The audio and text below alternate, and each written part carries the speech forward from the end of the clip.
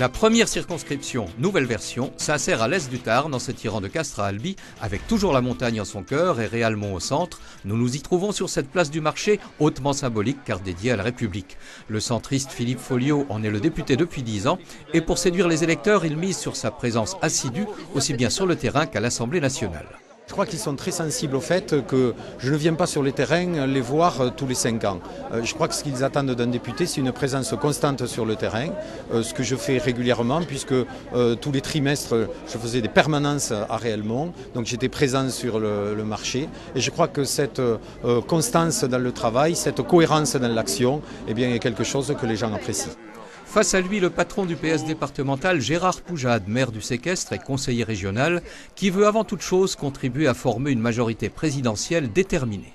Quand on élit un député, on a le droit de savoir quelle est la politique que l'on va défendre.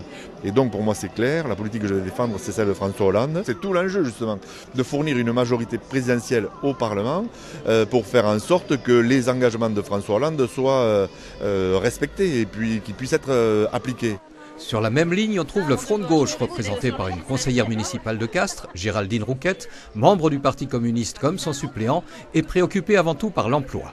On est là pour défendre l'emploi dans cette circonscription où il a été très mis à mal ces dernières semaines, notamment avec la maison du jambon. Il y a des difficultés sur l'agroalimentaire et donc on est là pour essayer de se battre pour être à l'Assemblée nationale et pour proposer des lois utiles aux salariés. On pense avoir une marge de progression importante par rapport au premier tour de la présidentielle. À droite, l'UMP présente Richard Amalvi, ancien conseiller régional, proche de l'ex-député maire de Castres Jacques Limouzy. C'est le candidat qu'on n'attendait pas et il a pour but de ne pas laisser le champ libre au sortant. Si j'étais le député de cette première circonscription, mon devoir absolu serait de réconcilier le nord et le sud du département et faire en sorte que le pôle albigeois et le pôle castré et bien évidemment la montagne et le Réalmontais soient en dialogue permanent pour qu'on dépasse ces clivages historiques qui finalement ne nous permettent pas de jouer Tarnais. Le Front National espère quant à lui provoquer une triangulaire pour le second tour, mais il faudra recueillir les suffrages d'au moins 12,5% des inscrits autour des thèmes phares du parti. Nous serions dans l'opposition et nous nous opposerons notamment aux politiques d'austérité que le gouvernement va mettre en place par rapport à la crise actuelle.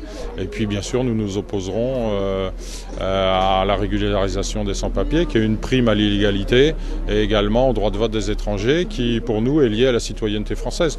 Enfin, 4 autres candidats participent à la course, 2 à l'extrême gauche et 2 pour la mouvance écologiste.